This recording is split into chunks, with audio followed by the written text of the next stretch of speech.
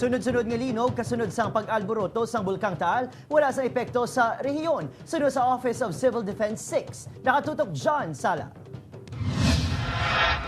Masobra 400 ka mga volcanic earthquakes ang na-record sa Philippine Institute of Volcanology and Seismology o PHIVOLC sumalid sang Domingo kasunod sa pag-alboroto sang Taal Volcano sa Batangas. Pila sa mga ining mabaskog na nabatyagan sa mga malapit nga lugar.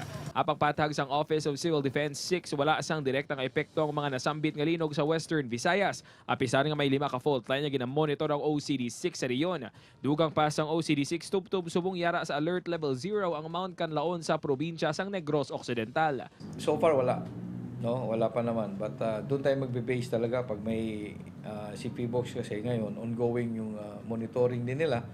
Tapos bibigyan kagad tayo ng advisory. Ginse Armani Nunez ang nabilin nga budget sang OCD6 in kaso nga magdangat si Rio ng ashfall nga ginapagwa sang bulkan. Apisar malayo ang Taal suno sa OCD kinahanglan alerto sa gihapon ang tagsa ka LGU kaglan tawon eleksyon ang natabo sa Bagyo Ursula para manginahanda sa mga masunod nga kalamidad.